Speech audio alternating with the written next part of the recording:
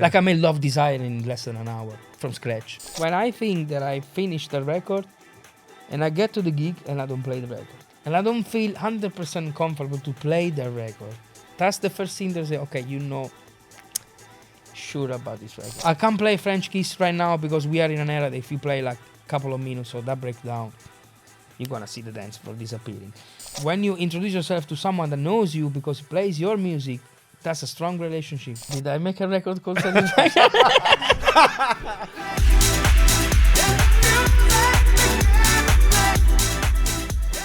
Welcome to another edition of the Toolroom Academy Artist Breakthrough Podcast. We are giving you all the inside knowledge from some of the world's best artists, DJs, producers and industry players. And on this edition, got a very special guest, one of my house heroes. We have the legend that is CASSIMM. Thank you so much for joining us, mate. Thanks for having me for the next therapy hour. It's pure therapy, mate. Yeah, this is your time. Yeah. This is your time. I'm going to help you, mate. It's an absolute pleasure to sit down with you. You know, we've chatted many times over the years, and I think your story of just growth as an artist, of what you're doing now, where you've been, it's such a cool one. I think it's brilliant for people to learn from. There's a lot to take away from what you've done over the years. You're absolutely smashing it. Been a lot of hard working to get here, and then looking back, I'm always like, wow, I've done so many things, and then. It's a big journey, man. You've been on a really big journey. You have. Journey. And let's start at the beginning. Let's go right back. Like early days, even as like a young teenager, as a kid, what even pulled you in to electronic music? What was the thing that grabbed you? Always been around music since I was like 8, 9. You know, my family has a lot of musicians. Like, you know, my dad plays guitar. My brother is like a pro pianist. So I always had music around me, then he pulled me towards, you know, in this to being a musician. Yeah. Was there any house music in the household? No, not really. Like as I say, my brother was like classic piano, you know, like Chopin, Mozart, all these kind of things. Yeah. My dad, of course, he comes from the '60s, you know, like Beatles or whatever, or this kind of music. Was he in a band when he played? Me or my dad? No, your dad. Yeah. No, I mean, like in his young age. Then you know, of course, he made a family, and then you know the roots. You know, he kind of, you know, moved into a real life, and then but it's always been like one of his passions, like pick up the guitar and play, and then. So that's so cool to have that around you. Yeah, it definitely shaped you. Like, yeah. So what was it? Kid, you know, where did you discover electronic music? That was after, a long time being in a band and being a member of a band and like a live band.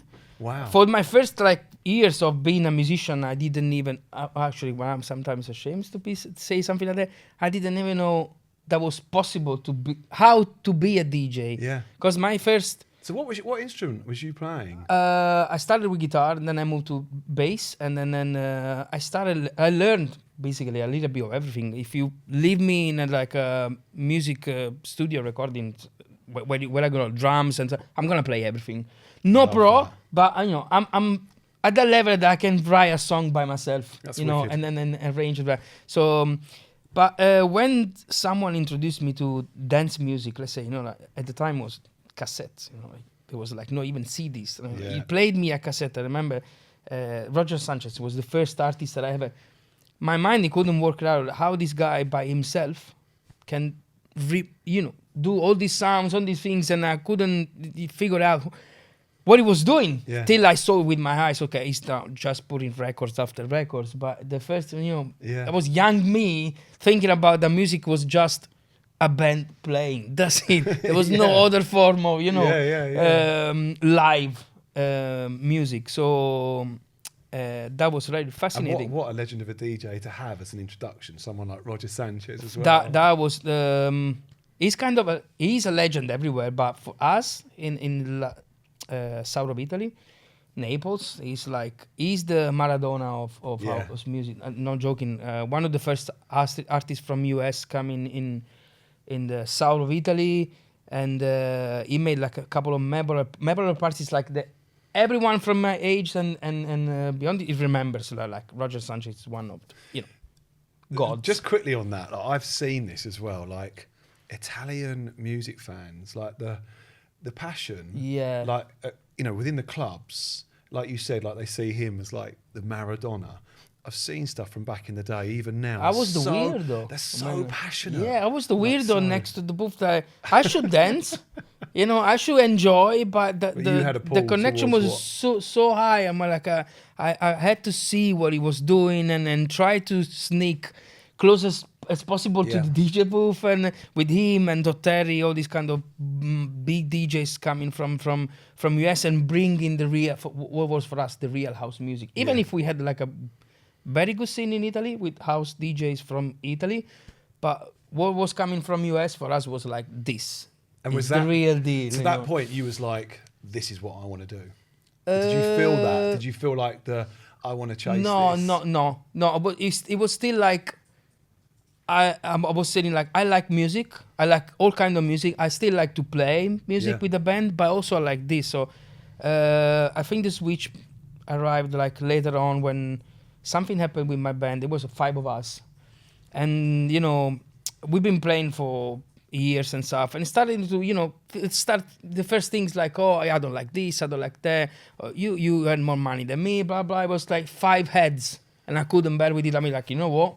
Yeah, that's when I turned my head and I had a real look to the DJ. It was like, he's by himself doing whatever he wants, taking decisions. Like, he can, Could you imagine 5 DJs together?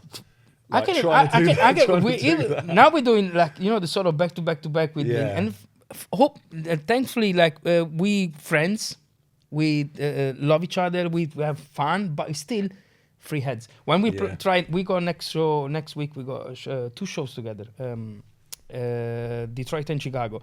We trying to plan something like, guys, shall we take the same hotel? Should we, have the same flight? Blah blah. It's a mess because we're 3 of us, and it's delayed response and whatever. When you are by yourself, like, you're in control, and that was really fascinating about, like, okay, this is a good way to express myself with music, which is something I always loved. And you can drive, you can have the control. Yeah, if I want to stop, I stop. If I want to take another direction, I take another direction, and then don't never explain anything to anybody. So do you remember the time? Did you like get your first set of decks? Oh, that was step by step, like the first turntable and the first teach. At the time, I had 1 and 1.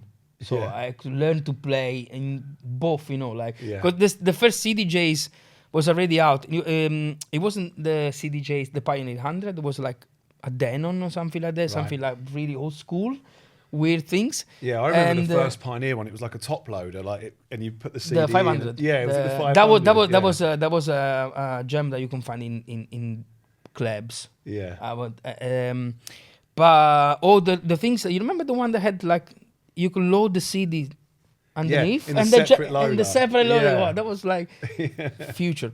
But I started with 1 by 1 and 1 because so one vinyl deck. One vinyl deck. Yeah, I'm old, but luckily when I approached the DJ thing, CDs they were already a thing. Who started before me? It was like vinyl only. There was like, I started when there was like really strong market to both of them.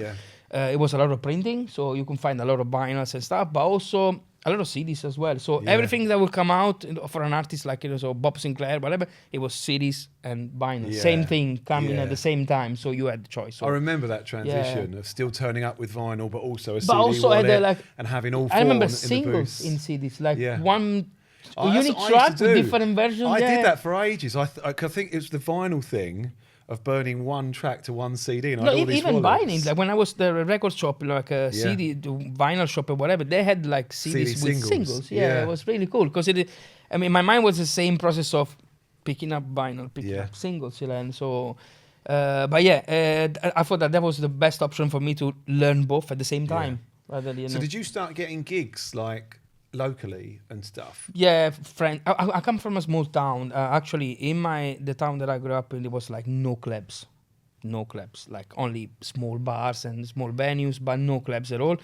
The closest one was like half an hour driving. You saw the biggest city that had like a couple of clubs, and then have 1 hour driving to Naples, and I had like the scene. scene there. So that was the scene. So my first gigs were like, I had this willing of play so bad, like I want to play. So let's pack with friends and so friend, I'm gonna, ask to this bar, can I put my DJ, decks here and play a couple of hours, and that started, like I don't even want to call parties. So it was just, playing in front of friends, see how it goes, like so. But I think that I'm pretty sure that my first gigs, like proper gigs, arrived when I moved to the north of Italy. I went there to study. Yes, when I decided, okay, this is what I'm gonna do in my life. I moved in the north, and then I studied as a sound engineer, whatever, music production and blah blah. And then I was in Turin, like massive city. So you made a big move to actually commit to it. I ended up like how do you call it, like the secondary school or whatever. The college, and that was the time to what I'm gonna do with my life. And luckily again, I got a very supportive family. My dad was like, do you want to do, you want to follow this path of music? You believe in that? Try at least, that you 20.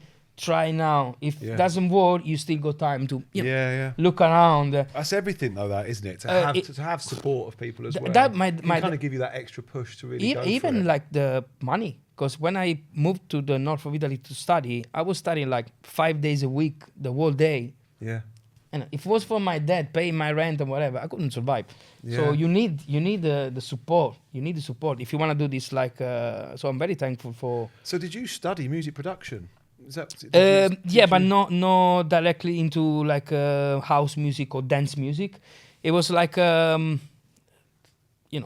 general things about how to be in a studio and record like drums and set up everything. Then at the end of this 1 year school, you could choose like where to do like a stage. Like there was a couple of months of working for free basically everywhere. You decide. Like some of my friends, they went for the football pitch. They were recording, like live. So some of the, like with TV shows and stuff, and some in the studios recording. And I decided, and I picked, like a very strong dance label at the time. Was the dance label of XFL 65.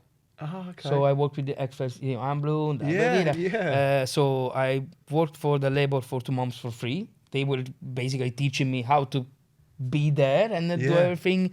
And then from there it started, to. So did you learn quite a lot from that work experience with them? Yeah. I was around for the first time around a lot of people that were doing this for a living. And then there was really it was really interesting to see it was difficult, or even back then, to be an artist. So totally. But definitely seeing that, I said, okay, this is how it works, and then was really really good. And so then really is this when like your love, obviously you had that moment in the club, but everything was growing, your passion for like house music in general? Dance music, I would say, because I changed so many genres since I started, like I just I always been house music because of the background, as I say, I started with clubbing with house music DJs. So, but then, music changed so fast. So house music went down a little bit, and I moved into the minimals era a little bit, and then always been around it. Now I'm back to house music, but I kind of. So was you do it when you started, like actually getting into producing and making tracks yourself? Was you putting those out as CASSIMM? No. I had a different AKA, because the policy of that record label was like, we giving you the studio where you can make music, and then we're gonna put up the music out, but we're gonna own this AKA. So whatever it's gonna be, that's us. It's our property. So that's the way they worked in the record label. So even now they still own FL65. They still own a lot of. There was like very dance, Italo dance brand, but they owned actually. So you couldn't release with your original name because really legally they can be. So your first music that was actually put out under that. Through they had the main label, which was more the Italo dance, whatever, and the sub labels, the different genres like more minimal, more house. Yeah. Everything was in house. This is a massive place with a lot of studios, a lot of. I got a few friends that they came at the same time and working with me, and now they tour in the world. They're massive artists. They called DJs from Mars. Yeah. They came out with bootleg and stuff, and then I remember they when we spoke last time and after we left this big record, they had to buy the name because that name was owned by the was label. owned by the label, Wow, and they yeah, left, really and interesting. they had to unlock Yeah. the name. So the first records that I put it out, it was like trial record. I was just putting out sounds and try, was different, aka. Then I left the label and I started with my real name, like Alessio Caforio. That was, and I did it for 3-4 years, more or less. Oh, good labels like Stereo Production.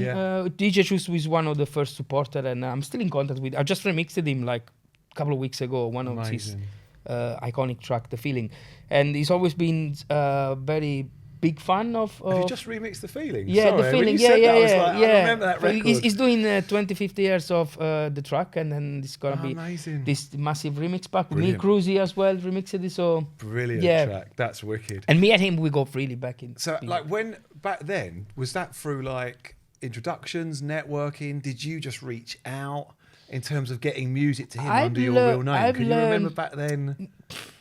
Well, we're talking about a time that Facebook was just born. Yeah. Literally, Post MySpace. Exactly. That MySpace was the first place where I started to send demos. Was okay. MySpace, and then someone told me, okay, you know what? When I left the label and I had to find where to send my music, someone told me, you know what? That may be the best way. What music you like? What record labels? What DJs you like?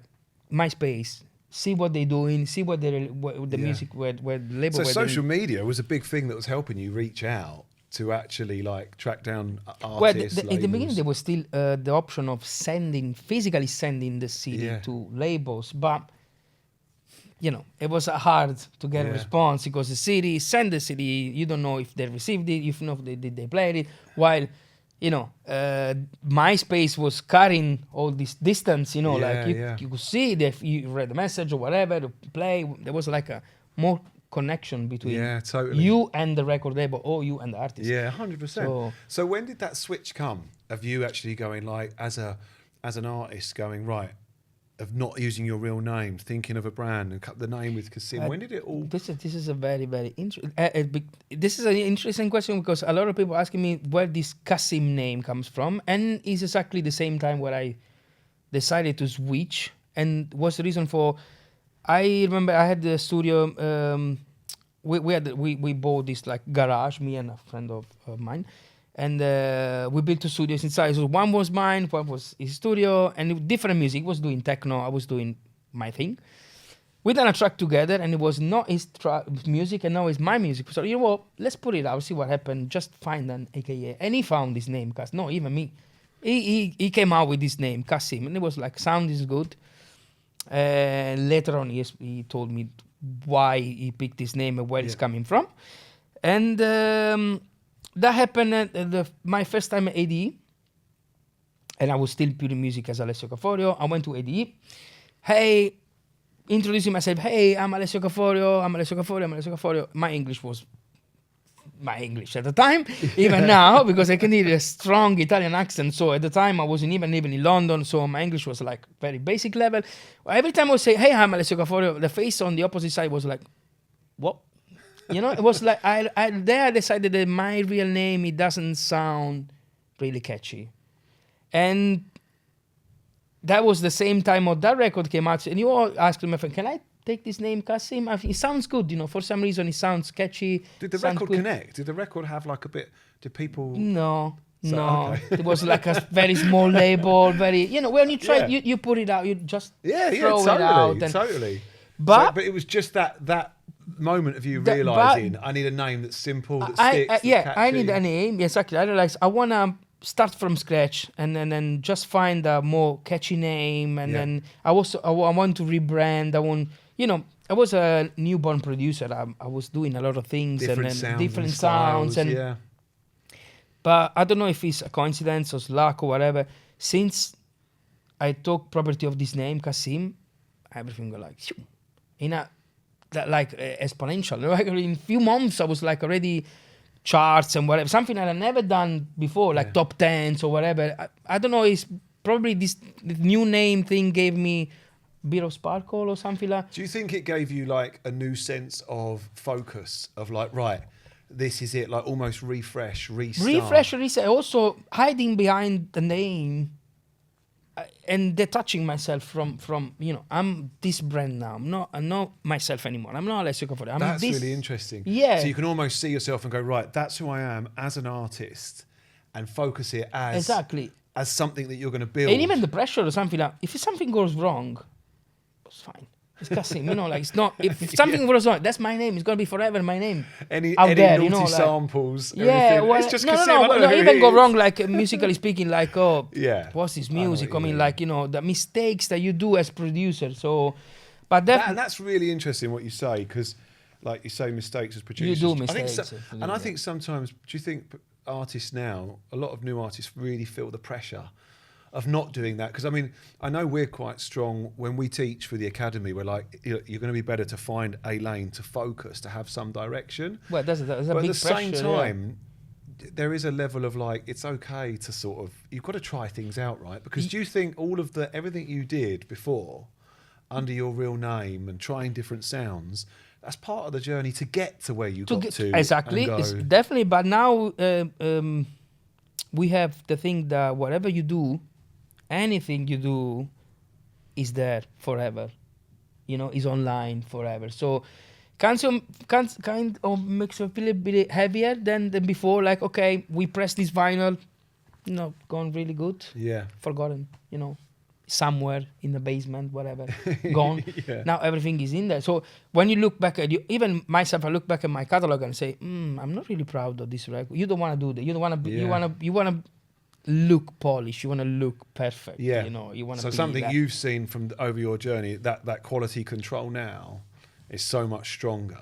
Yeah, thinking of what you're doing, every decision, every exactly. So, but again, you need to experiment. You need to find. You need to try. Yeah. And then because that's the only way that you're gonna probably end up doing the hit or whatever. Just doing something that you didn't supposed to do, and then it become like something to do. Can you remember like that first CASSIMM track when you did the name and you made a track, the one that really felt like it connected? Like DJs playing it, people sort of knowing you for it. Yes, the first real CASSIMM release, which was not the one that I made with my friend, but straight after, it was called Silent to Me. That at the time was 2012, 13. Indie new disco was the thing on Beatport. So everyone was resample like 80 stuff. Yeah. A lot of DJs like Colombo, Vintage Culture at the time was doing disco. So we like to take int from 80s, like even drums, 808, 909, 707, all these kind of electronic drums. And that record went like in a week from the release. I was like top 10 in indie new disco, which was a big deal at the time because new disco was the thing. Then after he moved into the deep house scenes, the big deep house, thing. But before it was new disco. So did you really feel the traction from that release? Yeah. And it's first gigs as well. That one and a couple of more releases, like released on an old label of Sonny Fodera, and that's the reason why I moved here in London. That's another story. But they were on the same kind of vibes and whatever. And since then, I had something that, as Alessio Caforio, I didn't have, like interest from, other producers or clubs to book me. So people are Alessio Caforio never engaged. Engaged that good to have like, do you want to come to play, blah, blah, blah. It was just me putting on music and then nothing was really happening. But CASSIMM was like, since the first record, I was like, boom. I remember that track was like also doing a top 10, but it came out on Sony as well. It was licensed from Sony in a big, compilation and stuff. So I had something that was a wow For me, it was wow. So when you made that record, did you consciously think like, I'm doing this sound, this is something I want to do? Or was it just, I'm being creative, this feels like me, That's exactly what I was saying before. Because I was hiding behind CASSIMM, and with Alessio Caforio, I was trying to, of course, when I was Alessio Caforio as the producer, I was also Alessio Caforio as a DJ in town, I was resident playing. So I kind of, whatever I was doing as Alessio Caforio had to represent me somehow. While with CASSIMM, I was just, wow, this sound is really good. Let's try. I done something that probably I never played as Alessio Caforio, the first CASSIMM release. It was definitely somewhere else, like. Because as a DJ resident in Italy, new disco wasn't really a thing. Yeah. So I made the record without even testing it and just put it out, and it went like. But I just let it out. My feelings, Yeah. It was a really melodic record, like with the vocal and stuff. Something like as Alessio Caforio was just pushing, drums and whatever, more clubby stuff. That's really interesting, because I think a lot of new artists might find themselves in that situation for different reasons, but like having a certain gigs which they have access to, and maybe not even be able to play the music that they're making. No. So before we continue, if you're watching this podcast, you're probably a dance music producer trying to break through. And that's exactly why we created the Toolroom Academy Production Certificate course. It's an online program that certainly changed the game in house music education. Over 3 months, we write a track together to a professional level. You receive professional A&R feedback and technical feedback along the way every single week. And you'll join a really supportive, genuine community of like-minded producers as well. Our students have gone on to get signed to labels like Toolroom, Armada, Spinning, Nervous, Solid Grooves. They've started DJing in boiler rooms and touring internationally. If that sounds like the next step for you, check out toolroomacademy.com for more info. I was making a living as a DJ, so when you're making a living as a DJ, you play for the crowd, and this means that most of the time, or 90% of the time, or 100% of the time, you don't play your record. Yeah. You play what you need to play to make everyone happy, the owner happy, and get on with money and survive. And survive that was the only chance for me to survive. To pay my rent, and also have the time to be in the studio. To make music. Because I can work in the weekend and amazing. Now the pressure is different. Now CASSIMM is this brand, but I need to keep going and trying to maintain a certain level, because by the time it was just a name, so I could do anything, like experiment anything. So from the success of that record, was you like, I need to do more of this. This is where I need to go. Yeah, which I did for a couple of years. I went like into new disco sound, and then release after release, and it was okay. I had like the first couple of tours where on the east side of the world, like Bulgaria, blah blah. That was really a strong scene over there. And that happened. Same time I decided to move here in London. So that's when the move came. Yeah, 2014. And just to say as well, because obviously look, I know this about you, but at that time, you're sort of dealing with all of that, weren't you? So like gigs, sorting out gigs, record signings. It was always you. It was all coming through you. Right? You didn't have from what I learned, from what I learned, but as Alessio Caforio, how to send a demo, how to blah blah, try to get signed. That was Alessio Caforio was the trial, or how to deal with people and record label. And CASSIMM was like, okay, now I understood. I want to do this. I want to be in this kind of genre. And what's the next step? Let's try this label. Let's try to reach this artist. Like I was more focused. You must have learned a lot over those years of like contracts, signing things, or was there any things like with gigs when you was a bit like... I probably signed some contracts that were like really shady at the time. Because when you're a new producer, you just want to... Just put music out, right? Yeah, and then thinking back is like, that I own that piece of paper that could be written anything. It's like, now we own you for 10 years, or your house is mine, whatever. And even the gigs, like you're getting these gigs come through that you're traveling and you're... Oh, no money up front. No, nothing like that. No. Just send your ticket through, a chat. Okay, this is your flight. Just show up and whatever. And you don't know if you're going to get money, But that was the excitement of you know, Yeah. wow, I'm finally, Yeah, totally. you know, I'm finally being an artist that tour, you know, like, Totally. yeah. So you've got this traction, and you were like, did you know? You're like, I need to be in London. London feels where it's happening. Was it? What was the actual main pull to move over to London? Well, the thing is, in Italy, I was happy in Italy. I had my house, my own house. I was resident DJ, play 3-4 times a week. I had my studio. Everything was going too smooth. Yeah. I was kind of like on the sofa, sitting, you know, like, okay, I've done whatever, you know, I've done everything. I didn't have any new motivation. I was like, It's comfortable. I felt I was too comfortable. I felt that to take my career next step, I had to do like a really big shake. Yeah. And start all over, like be hungry again, you know, like wanna, you know.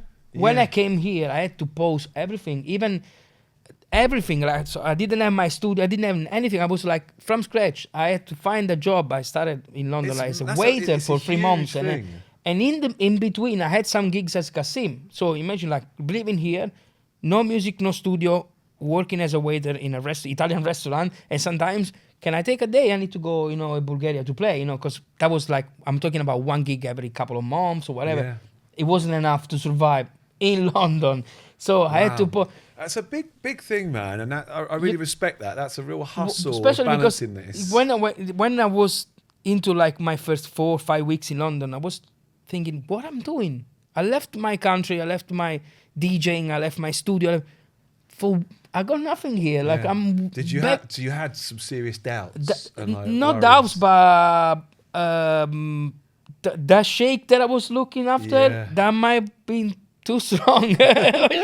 Like literally, when you shake a tree and there's nothing more left on you know, no leaves and stuff, like everything was on the floor. So even I was sharing a room in London. I got my house back in Italy. My house. Yeah. I'm sharing a room with someone here.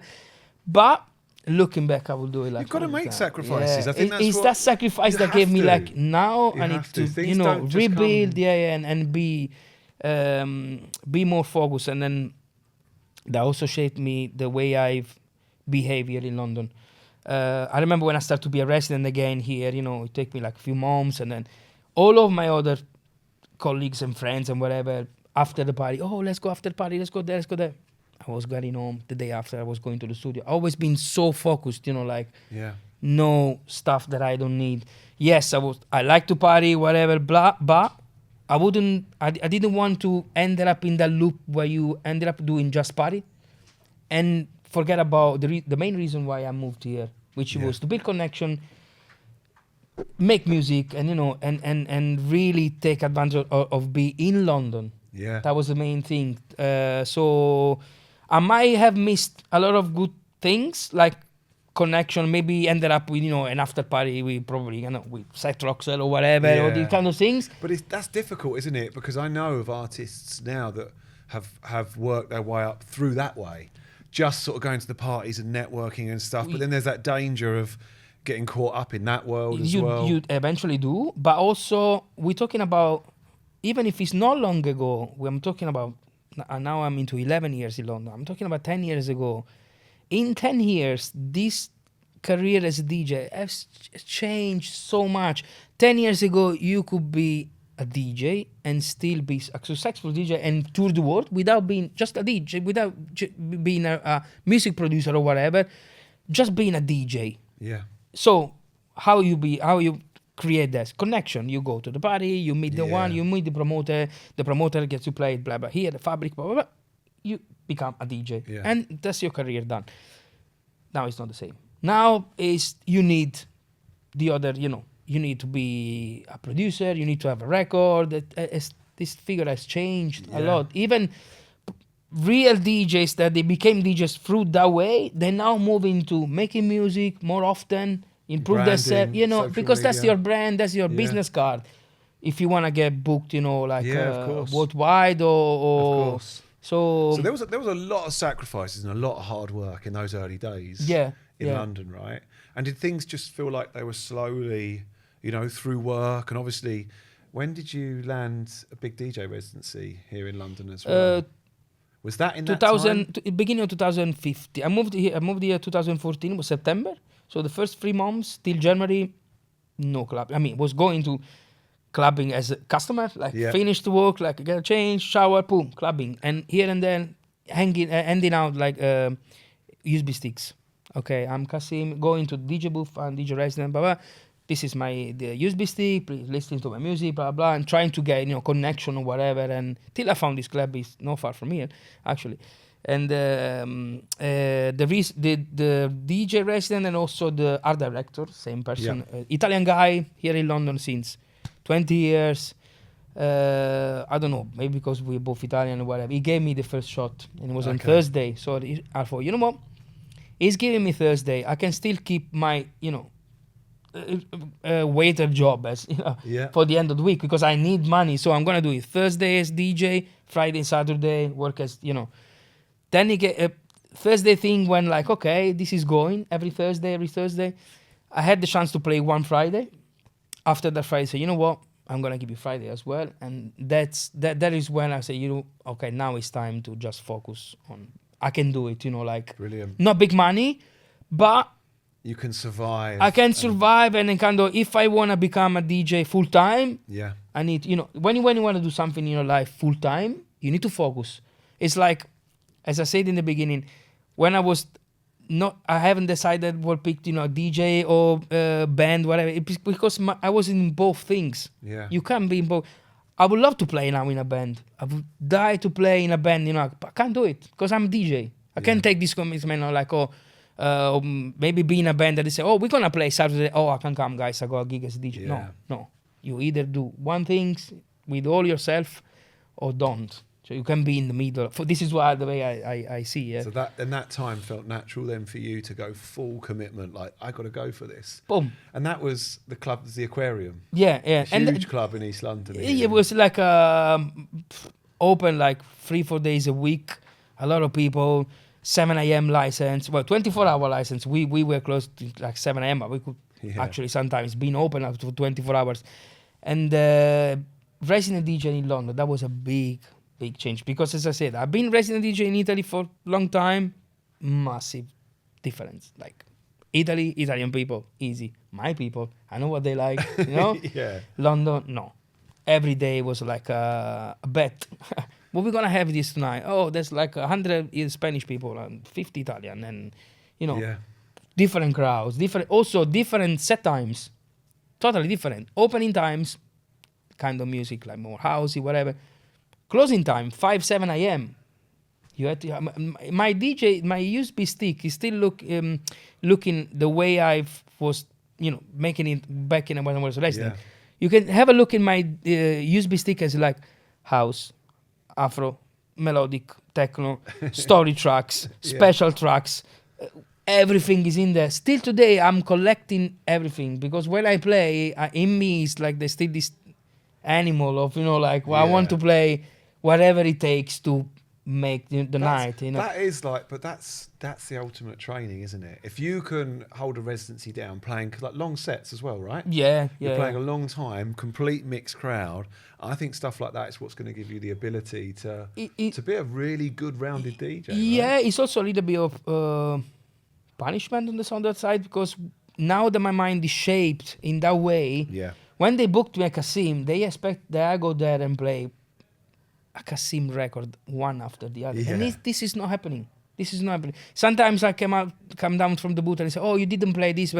And they always say, guys, you know how many records I got? I can't play CASSIMM more than one is no, for me, it's no, it doesn't give me that sparkle. I want to play other records. I want to make a journey. And CASSIMM sound is more or less the same. There's no journey there. It's just a reproduction of me, all my records. You can go Spotify, listen to all my records, but let me be a DJ here and create, That's whatever. So interesting. Let me do this journey, and then in the middle, that's I'm gonna, the real art of DJing, right? Taking people on a journey. Well, that's the difference between a DJ and an artist, because there's some artists that they maybe didn't have this path of residency DJ, they just made music and somehow something clicked. It's a different type of performance, though, isn't it? If you go and see like a huge commercial pop act DJ, you know, which you can see in Ibiza, like, you know, anywhere around the world.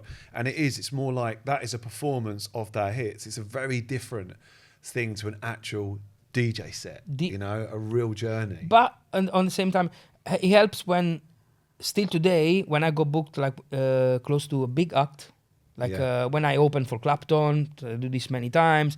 Now I'm gonna open for Roger Sanchez and Totter in LA. I'm not gonna be CASSIMM 100% because I'm opening, and I'm need to respect the artist after me. I can't, you know, go 100% of like Love Desire at midnight. You can't. You know. Do you think the art of that is still alive in the scene today? Like with new artists, do you think people really get that, the art of like warming up and playing appropriately to who you play before or the time of the night? Do you think that's something that's still there? Do you think that's a dying thing? Well, now because this job figure as DJ has changed so much, and you now become like a pop star or whatever, there's no real respect of your environment. It's like you. What I see is like all the DJs that just wanna take the spot of 1 hour, 2 hour, make the best of it. Yeah.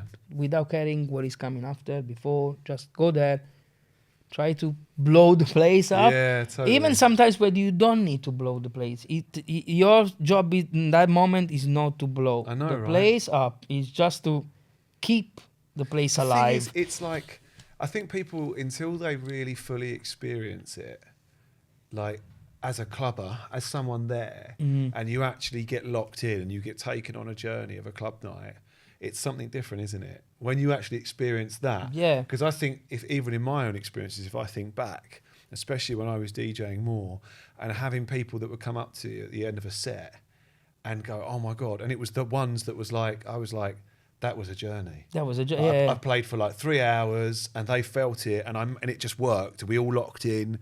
And that was where I actually felt more people were like, that was great, as opposed to just going on for an hour and a half and playing all the bangers. Oh, yeah. You know, it's still the art of DJing is still there. And I think more people need to experience that to really appreciate that art. Also, you know? I would abolish like 1 hour set, 1 hour and a half even.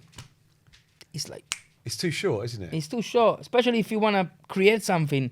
Or you're like... CASSIMM that has a lot of records out, and you expect to 1 hour and a half. You know, I got my catalog is like that big. Yeah. That in 1 hour and a half, I don't even get to play half of my catalog. Yeah, so totally. I should like short mix, like 1 minute. Which we'll get to, because your output is phenomenal. Like the amount, your discography, I don't even know if you have a number of how many records you've put out and remixes, but for you to play all of your stuff, it would be a very long set, wouldn't it? It would be a really long set. Yeah. That's very amazing. long set. So something I always had in my mind, like, you know, one day, maybe... You could do like one show where I'm gonna play just. You could do I reckon you could do like a Guinness World Book of Records, like the longest DJ set, just playing your own tunes. I like because I love making music. It's like and it's like all my tracks are like my babies. I don't want to leave them behind. Totally. And I always try to. Totally. You know, I hear you, even if it's too much. Do you think like that doing that residency? The aquarium, like long London sets, playing for different crowds. Did that shape the music you was making? Do you think it changed slightly? Was it part of the CASSIMM sound? You know what it did really? Still today, it taught me how to look at the crowd and understand, trying to understand, because you will never learn 100% this. What's the next thing? Yeah. That's what London gave me. Yeah. When I landed here from Italy, I found something like different scene, and also I noticed that when something was coming in, was basically starting here, then after a few months, I could see this thing moving all over Europe. But after a few months, like the deep house thing, you know, when I come here, like in Italy was still the new disco was just landed. And here it was gone already, moved into deep house. I love that era. It was like 2000, Yeah, 13, 14 deep house. And I was like, that was a massive explosion, wasn't it? And I mean, effectively, what happened then? It almost changed the term, didn't it, of deep house? Oh but yeah. It was such a big sound. Funny, I was talking to someone about this the other day, and those influences that. So, you were right in that era of that happening. Yeah, as well, yeah. then. But even now, I think like every time I go, even back Italy or some Europe country, they now really into UK sound, which is something that started here years ago. Like, solid grooves, whatever. Yeah. It's been years here, and now they find like this sound, and they get it. Oh, this is the new sound. It's not. It's been here for a long time. So that residency, playing record after record, even old record. Because the music is always changing and coming back. Sometimes I was putting like an old record, and the reaction was like, this is good. Maybe this could be like at the time to bring back, like, I want to say just an example, like Latin house, which was something that has been there forever. Even 20 years ago, there was a time of Latin house. Then it went off, and then it came back. Sometimes they come back with a twist, and then that becomes the trend. Exactly. I playing out and listening what is going on here in London. Well, I believe the deep house is gonna come back, have a comeback probably. And I think because we have a tendency, haven't we, in the last 10 years to look back, because I think even in those early 2000s, we're looking back at 80s, 90s and the influences.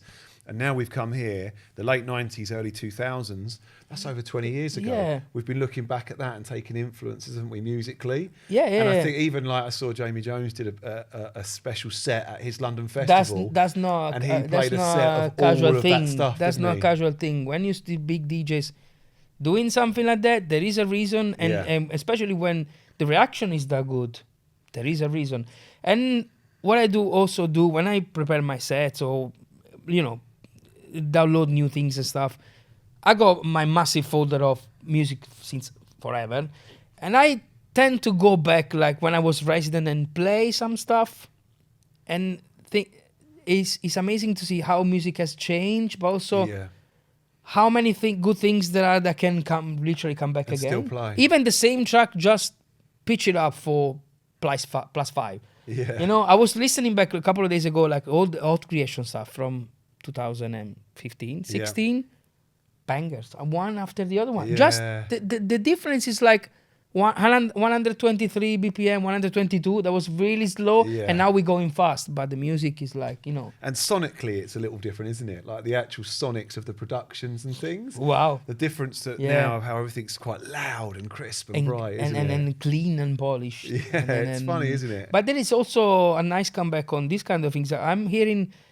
these new producers, also established producer, doing this kind of raw records, trying to make the sound like it was, actually with the mastering and everything. Yeah, it sounds like old school, and then it's totally. Very interesting. Totally. So things started to really gain momentum for you in London, and is this when you started connecting with like other labels, bigger DJs reaching out, playing your music? Is that when the traction really started to connect for you? Well, residency was a thing. So going by itself, but also it gave me time to work a lot on my music. I was putting out a lot of music. So gradually I went like from being a resident or have 1 gig a month, 2 gig a month, 3 gigs a month, till I was actually not managing to cope. Like I remember the last year or so, probably I was doing Thursday in London, Friday somewhere, Saturday somewhere, or even Thursday in London, Friday, Saturday again in London, back and forth, trying to keep both. Yeah. Because, when you, these gigs abroad things and becoming an artist worldwide, it has ups and downs. So nothing says that you have like a good 6 months and then it could be like a couple of months or a little bit of slow down, less gigs. So I was trying to keep them both because I was thinking my survival thing kit, like, I need to survive in this scene. Now it's different. Now I'm really. It's almost like the stage you did before, of Exactly. making that full switch and that full commitment. Exactly. And now I'm only into playing as an artist worldwide. I got other things that allow me to survive, like incomes from music, because my music gradually went, stronger and stronger, and selling more and giving me like more, a little bit more income. While in the first CASSIMM release, it was like literally doing for pennies. Yeah. But do you feel like it's been like a long, steady rise of those early times in London to where you are now? Because you're in such a solid place as an artist. Your music gets supported so much, which we'll talk about, as a DJ across other DJs and beyond. And do you feel like, thinking back to those times, how does it feel to you, like that rise to where you are now? It was. We're talking about almost 10 years journey, so I don't recall a specific moment when. It felt like was it really connected. Gradually, I had this moment of, okay, it's taking off, then steady. It's taking off, steady again. Yeah. Then, something happened and changed the world for everyone, like the pandemic. And that was the time where I was about to take off. Yeah. I remember the first gigs and really interesting gigs. I was about to take off, and then, boom, pandemic. So does that really affect you? Yeah, because that moment when the the first gigs came in, like serious gigs, I'm talking about even gigs like with really interesting gigs. I didn't have an agency. I was still dealing myself. So wow. Pandemic arrived, and it stopped everything, and it stopped my chance to take that and look for an agency, which is what I've done after that.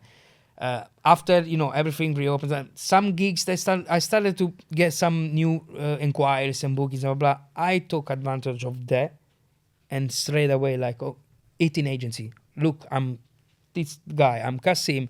I'm doing this. This is my and I started with the first agency, and then that's the trick. You need content. You need something to get able to ask, whatever, management, agency, whatever. You'd worked so hard on your own and grafted that, but consistency and having a lot of music out, having those gigs, to be able to sell yourself, right? Exactly. I'm still today, know that, not because my agent, I mean, I am very thankful for the work of my agent, but I know that what it comes in is because what I've done over the time, like records and records. And then I go on the other side, a good agent that is, good with dealing with people. And also, even when my agent is like proposing me to someone, yes, that is my agent, proposing me. But on the other hand, if they say yes, it's because they know me. It's because what you do. If you don't do nothing, you sit in here, not making music, not get yourself known. Do you think don't expect to get booked? Yeah, it's not going to happen. Do you think that's a misconception of new artists that an agent, or my agent is going to find me gigs? Stuff? No, he doesn't have a magic wand. It's just to take a lot of the coordination away from you, and obviously they have his connections. His job is like make sure that what I didn't have before, like everything goes smooth. You get paid. There's a contract. You save. That's the work of your agent.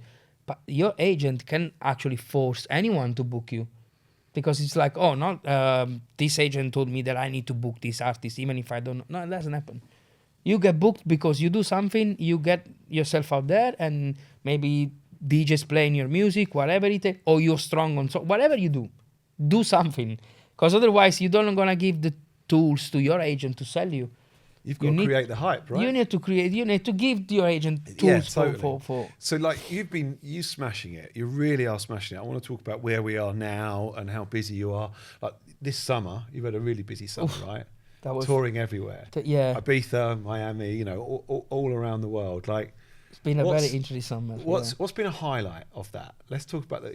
What's the highlight? Like gig wise, what gigs have you had that you're like, that was something else, like when you finish the there's gig? A strong and good relationship with some brands that I'm really grateful, like Masquerade, Trick, Toolroom. Being part of these families made my summer, and also is like really helping my career at the moment. So that brings in other gigs and stuff. So do you think that's an important thing for artists to think about?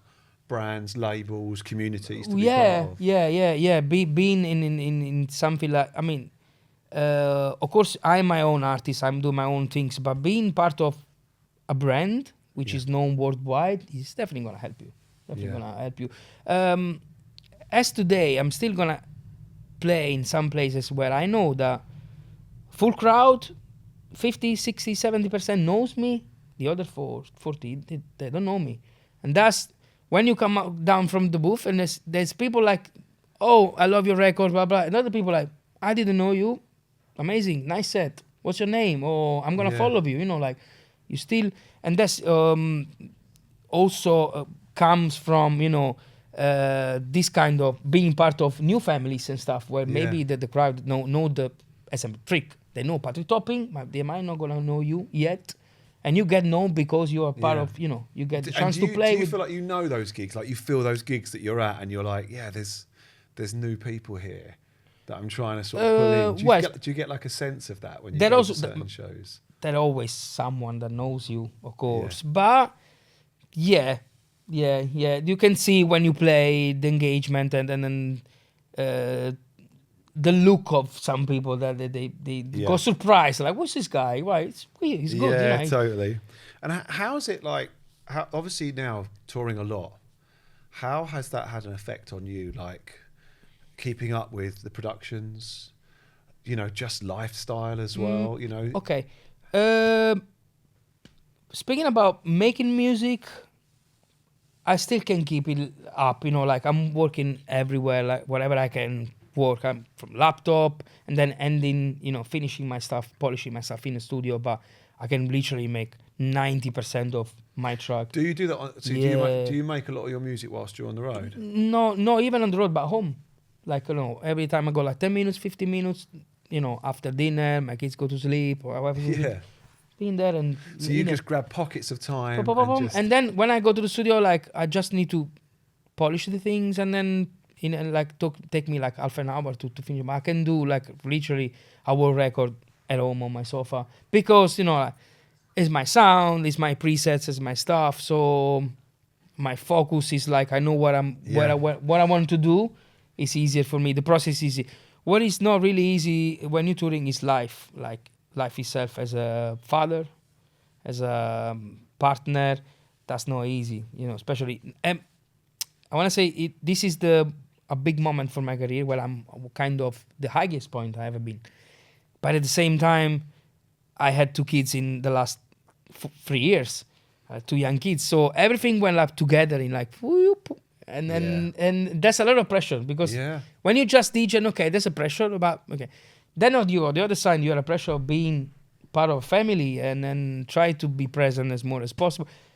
This weekend, since I don't remember when, I got a weekend off. I'm so happy.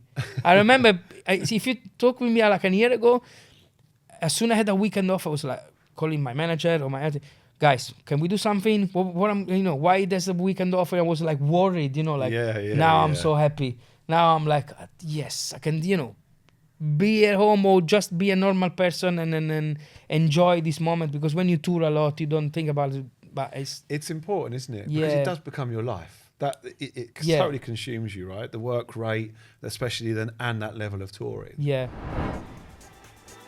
So now, if you're listening to this, you probably already know that being a great producer or DJ is just part of the journey now. These days, breaking through takes so much more as well. From social media and brand building to online marketing, music business, getting gigs and networking as well. That's why we built the Toolroom Academy Artist Development Masterclass program. It's a 12-month program that takes you through it all. You've got over 200 hours of video tutorial content, plus live calls every week and regular mentoring check-ins to keep you on track. So if you're serious about your career in dance music, head to toolroomacademy.com to find out more info. It's really interesting what you're saying when you're making music and just grabbing bits of time here and there. And do you think that's come from being consistent as a producer, like with a sound and with a style, your workflow as well? Yeah. So like you just mentioned, like I kind of like presets and you've got certain techniques and you kind of stick to that. That helps with your flow to like produce tracks. I went from making a track in a week to literally make a track in an hour. Wow. And the level of that was like When I was in a week, okay, sounds okay. Now I can make a track in an hour and it's gonna be surprisingly good. Yeah. Like I made Love Desire in less than an hour from scratch. That was okay. Sometimes it's also luck because the ideas flows like, oh, nice, this sounds good, this sounds good. This is my drum set. Okay, this is I don't spend time like for FX section. That's my thing. Just drop it from another project. It's my thing. It's my drums. Yeah. It's my thing. So I don't need to spend time to look at new hi-hats or whatever because I've done it already in the past. Yeah. And I want to keep that sound. That's my sound. That's what make me CASSIMM. Yeah. So that's make me save a lot of time. Time that I can invest in finding the idea of the track, which is. And that's a good point. So like, does the idea when you start a new track, has it got to be like specifically right? I want to write something that a few DJ sets I'm inspired to do like a big heavy track, big main room, and you start that process, or do you still start like? Because I'm quite interested in this, where you've come from a band perspective as well. Would you go in and just jam and play around with sounds and stuff? No, I know where to look at and what was the sound that I'm looking for. That's the reason is just because I'm as a CASSIMM now.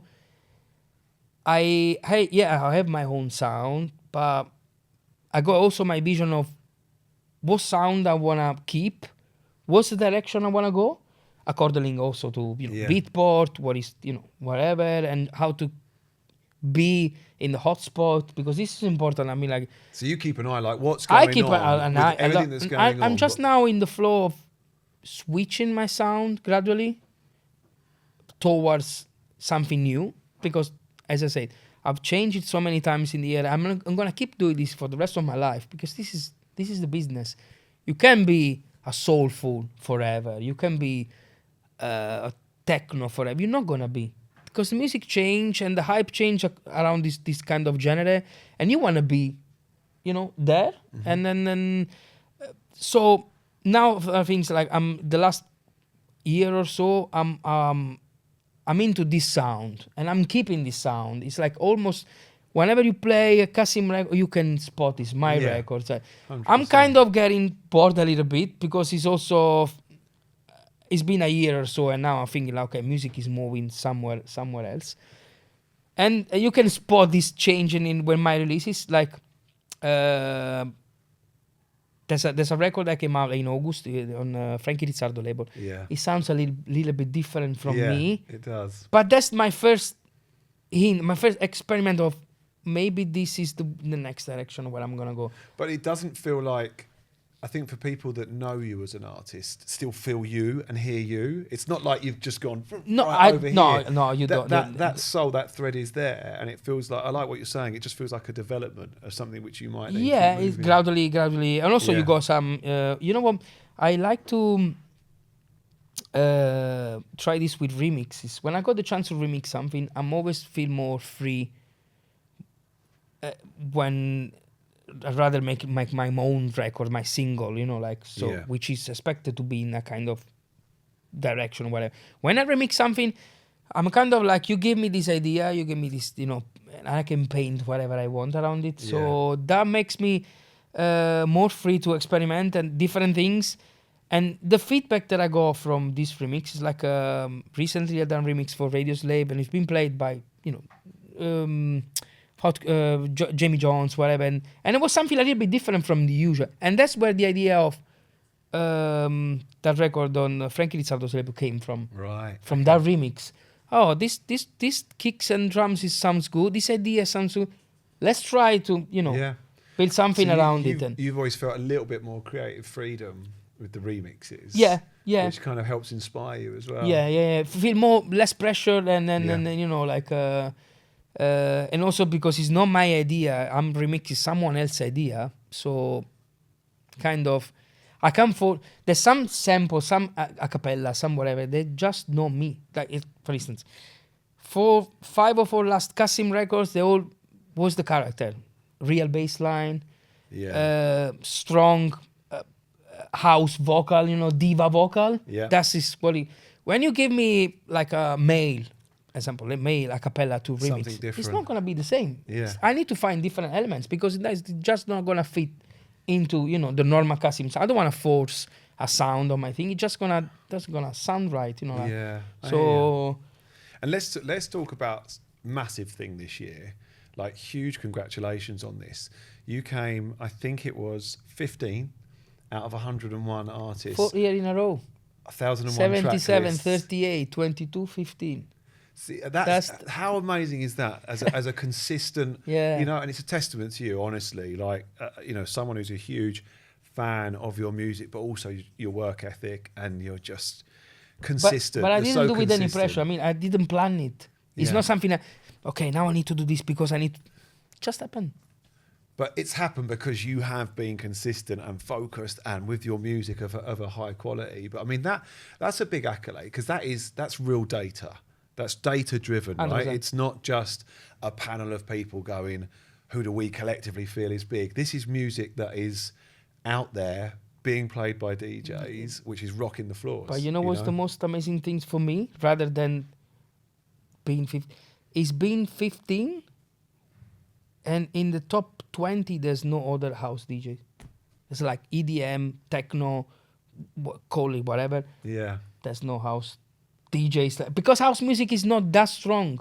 It's still an underground thing. Trend. It's not on trend, it's not exactly. On trend, just solid house music. It's still top 10. Even if you go on Beatport, whatever, you will spot that probably the first 3, 4, 5 positions. Yeah. It's still gonna go like. Do you think this is really interesting, because this goes back to what you said earlier about how music changes, and for me, I think this is really important with trends, because at the end of the day, like, house music, just good, solid house music, that's like the foundation of the scene from the early days. It's never going to go anywhere, right? And you've stuck to this. You've stuck to what you love. You've stuck to your roots. You've stuck to your sound. Yeah, you've seen trends and how it moves. And you've been you've thought strategically about that. I might take my music this way, that way as well. But I think that just goes to show about, like, that just chasing trends and trends that come and go. And there you are sitting in that top 20 with, let's be real, a lot of music that are trends or have been trends over the last 5-10 years, with just good, solid house music. If you think about it, I'm not the only one, because I wanna pick like the best. For me, the best time that's been for house music, which was the 2000 around, I'm talking about when I used to, that was my start and my journey as a DJ, whatever. House music was really the best thing on the planet.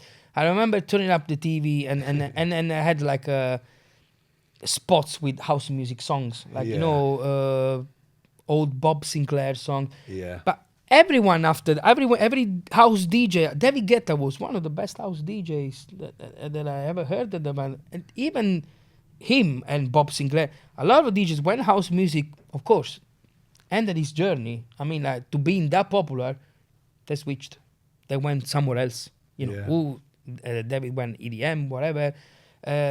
Some DJs went somewhere else. But that was the time where house music was pop. We had songs, hits. Everyone knew house music at the time, and the biggest club in the world, they were playing house music. Totally, and it was like the charts were full of it as well. Top of the pops, whatever. A lot of house music records. So and I feel like house music hasn't done its circle yet. That was the last time house music was there.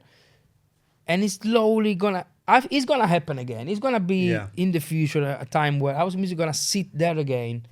Not yet. That's why I'm thinking, when I see this 1001 track list things, I know that I will never be in the top 10 unless I change my sound to be there. But I don't want to do that. I want to be myself. I don't want to do this because this is what I'm thinking. I haven't planned to be 15. Because if you want to plan to be in the top 10, 100% you need to switch. That's the main thing. Massive stage, you're never gonna hear house music. You're gonna hear like melodic things, like anima or things. That's the biggest shows compared to house music, which is there's some good house music shows, but not that big, like that not size massive production and show. Those size production, So is that like a huge influence for you? That time, those early 2000s, Well, yeah. artists like Bob Sinclair, Roger Sanchez. It is. I mean, Junior Jack, Kid Cream. Junior Jack is like music. You can spot my Junior Jack things in my 100%. thing. You can spot 100%. for a couple of reasons. I can hear that inspiration of that. But there's a couple of reasons. One, because I'm a bass player, and even back in the day when I heard like first what's the name, Junior Jack, like Samba, Thrill Me, you could hear the bass line. And that's why I could relate. Like, wow, real bass line. Wow, how cool is this?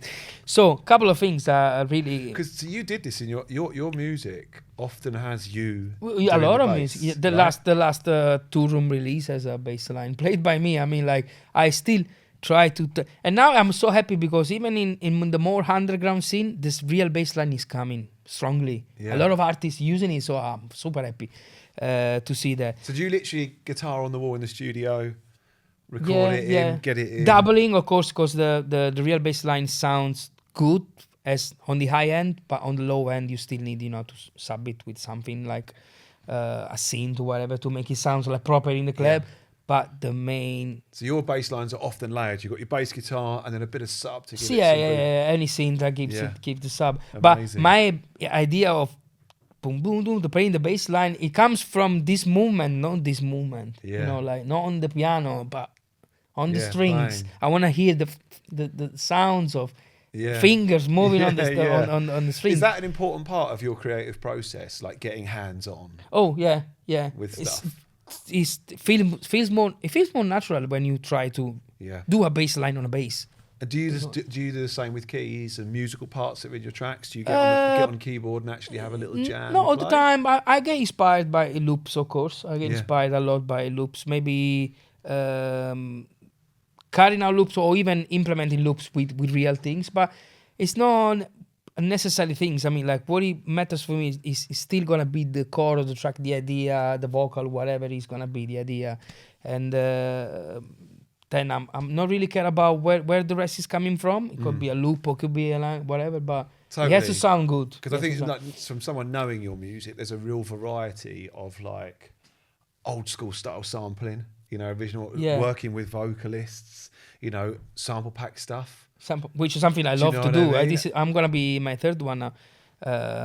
This is kind of a spoiler, but in December I'm going to start the new Toolroom.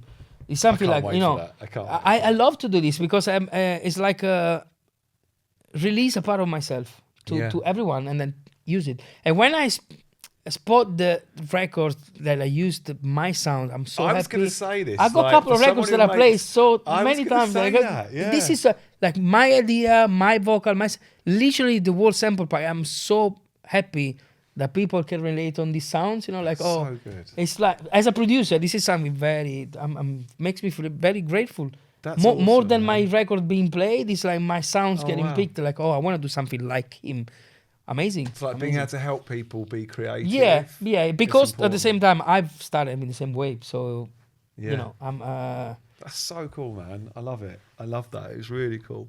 Like your creative process, like we spoke about, you've got the flow that just moves. You work quite quickly now. I mean, I'm still amazed.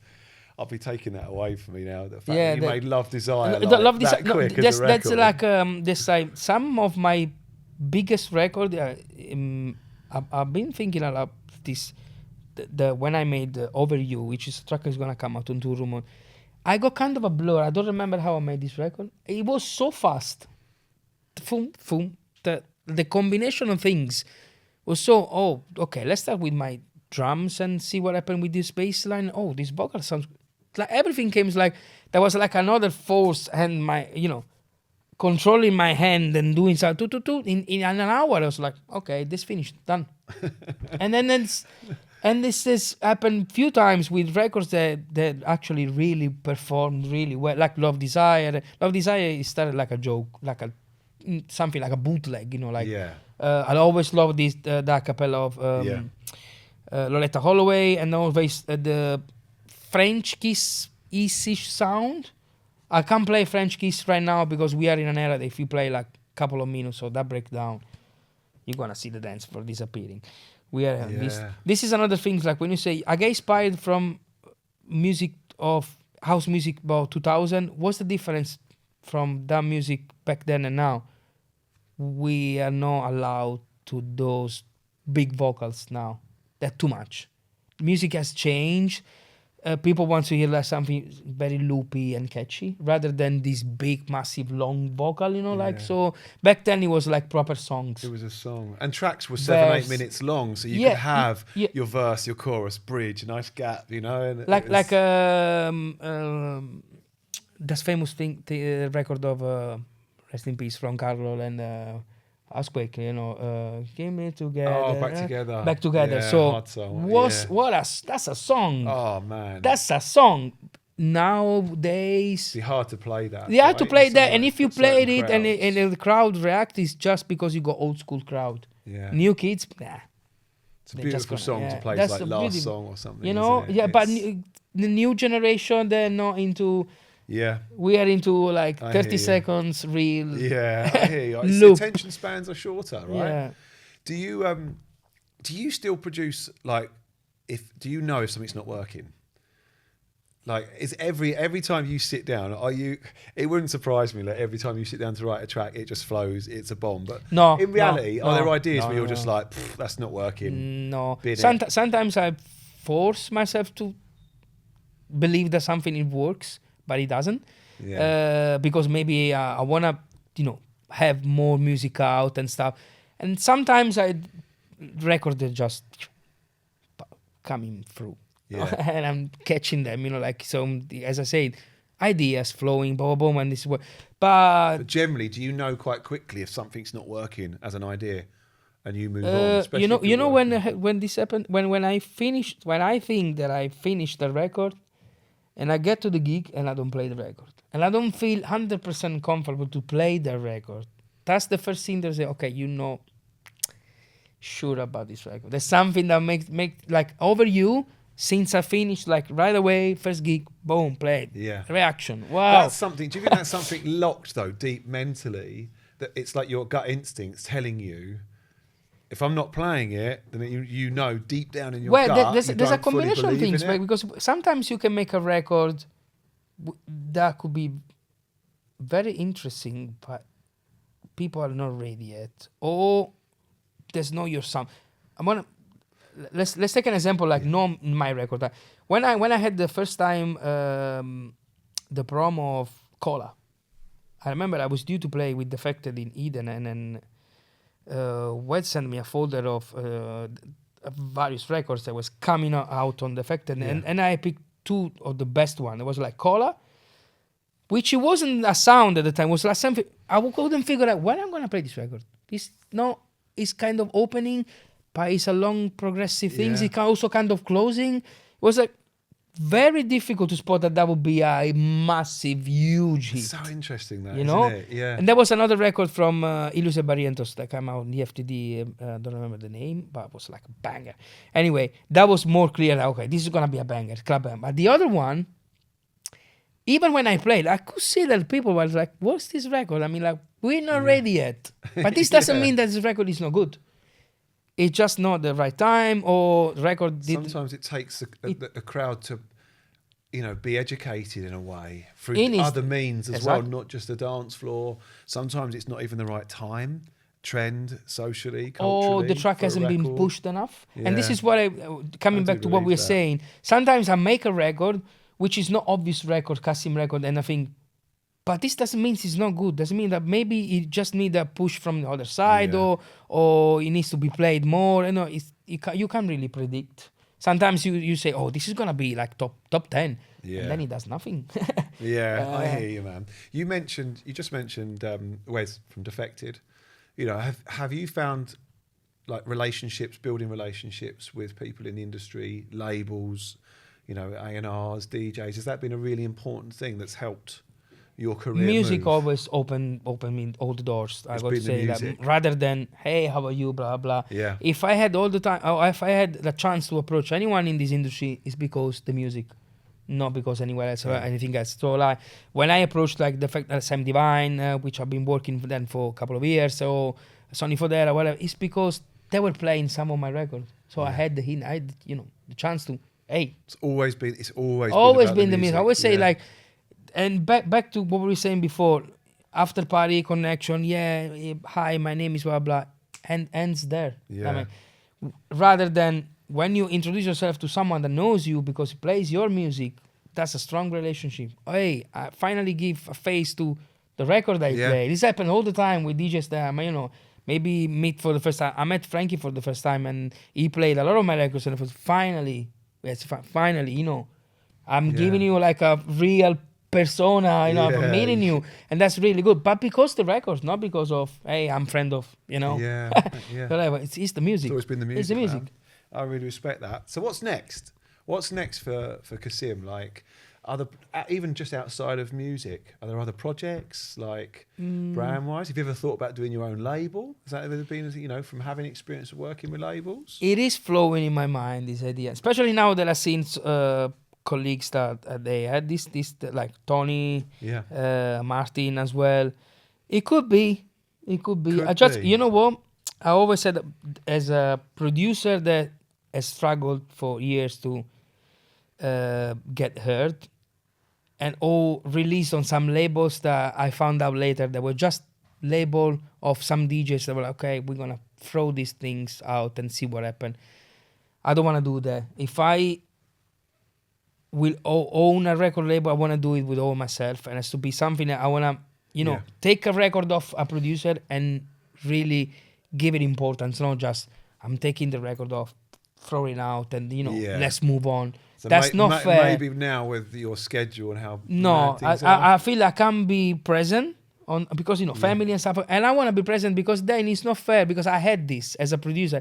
It's not fair that you're taking off a record from a producer that believes in you and you do nothing. No, that's not fair. I'd rather now go somewhere else with someone that really can work on your record. As we said before, you can throw a record out and finger crossed it's going to become a hit. There's a work hard behind, you need to work on the record. I respect that. So I respect that. For now, it's something that a commitment that I can really take. And any big plans for the new year?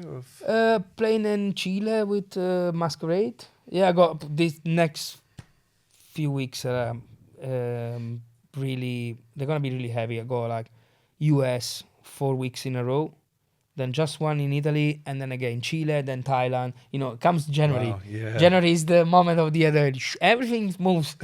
On the other side of Asia, tour in Australia as well. So hard. That's hard. It's busy, man. It's busy. I love it. I love to see it. You'll never hear me complain, because I worked so hard to get there. That with all the obstacle and stuff in life, even if it's hard, I would never complain. I did this. I mean, I worked hard to get there. If you hear me complain, there's something wrong. No. So I'm really happy. I respect that. Right, now to finish off, I got a game for you. I'm going to test your memory. Okay, I'm going to put you on the spot a little bit because, look, I joked about it. You're prolific. You've put a lot of music out, a hell of a lot of music. Now, I'm going to see which records you remember. And if you can remember... From me? Or? For you, your own music. Oh. Can you give us the year of which some of your songs were released? Let's see how well you score. I'm going to lose, I'm telling you. Let's see how well you score, all right? So, because we've got over 10 years worth of strong catalogue, like on Spotify. We've gone on Spotify, looked at a few tracks. So, can you guess the year that So Deep was released? Oh, I don't even remember the label. I just remember the label, Deep. So Deep. That's the sample. Put a guess on it. When do you reckon year-wise? I can't. You know what? I got in my mind, the back of my mind, I got a moment where I was working on the record, and the reason why I got this moment is because I was working on the record like 2 hours before to get to my residency. So I had left my house, gone to the studio, working on the record. Gone to the so I remember this. I remember this time when I was working. I need to be fast because I need to open at midnight. So that's the only thing I remember. I don't remember the label, but it should be something around 2019. It's 2016.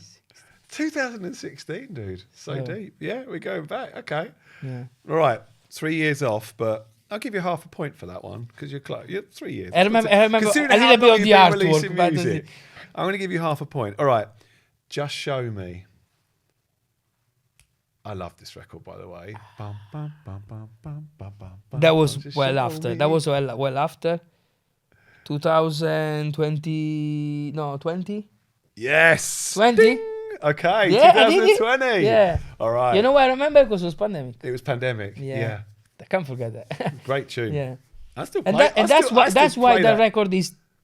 You say I like the record, and you singing like a melody stuff. Yeah. That was a time of no claps, no nothing. Let's put out melodies. Let's put Yeah. out something like It's a nice tune. Yeah. That I really like it. I mean, I like it all. All right. I'm going to give you a hint. I'm going to give you a helping hand. We're going back. How could it is? That is 2013. Oh, so close. 14. 14. Maybe the promo was 2000. Maybe the progress. Maybe the you know why promo you know why they remember, because that record is been made in Italy. Okay. It probably came out after that when I all went, right. but So that it was Italy, the process was 2013. definitely end of All right. 2013. Okay. Ding. 2.5 points. You- We're doing well here. 2.5. You need to remember. You need to remember that I'm thinking about when I was actually looking at the record, not when I seen the record. Okay. That's the moment I remember it. I That's remember the the sounds. I remember the visual. I don't remember the beatport banner honestly, things. You know, I couldn't remember this. If you look at how many different pages you've got of like Beatport releases, discography, it's insane. All right, True Emotions. Strictly Deep. Right? That was the record label. So 2018. No, True Emotions was unless we're thinking of a re-release. This could have been out again, but we've got 2019 as True Emotions. 2019. So okay, no point for that one. No point for that one. He's trying to rescue it. All right, come on, let's go. Get on the Funk. Oh, that's easy. Hold on a second. 2022. Yes. 2022. All right, we're back on track. 2022. Indonesian. That was before the 19. 17. 17. 2017. How are we doing on scores? You keeping track over there? Right, okay. House Affair. Easy.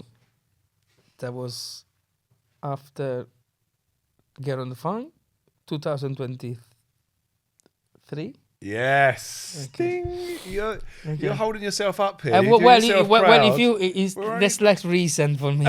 So, all right, okay. Satisfaction. Did I make a record called Satisfaction? Did someone sing the record? You made a record called Satisfaction. Yeah. You know, we're going back a bit. We're going maybe back too much. Throw a guess in. Go on, throw a guess in. It's worth a guess. I love the fact. 15? 17. 17. When he gets Honestly, home, I'm not. When he gets home, guys, he's literally going to be on Spotify. I'm not joking. I don't remember even how it sounds record. So brilliant. Okay, all right. Last one. Wanna Feel Something.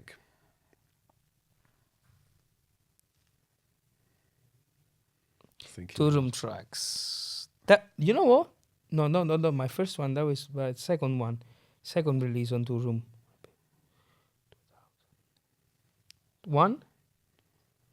23. 23. 23, not 21. Okay, look, that's not bad. I think we did.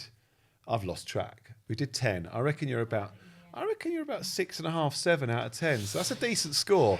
Considering your output, that is a high score. I don't have a prize or a trophy for you, but I can take this. You leave with the respect of knowing your catalogue at a high amount. Mate, it's been amazing chatting to you. No, for me. Honestly, thank you so much. I think so much there. There's so much inspiring. Like, to take away your story of just, it's relentless graft. It really is hard graft. And truly, the music, it's all about the music. Music first. It speaks for everything. It's even for me, because sometimes it takes this moment to dig it out again, you know, like, and then think about, wow, looking back. I don't really stop really often and look back over what I've done, because I'm trying to look forward all the time, you know, like, and see my future rather than my past.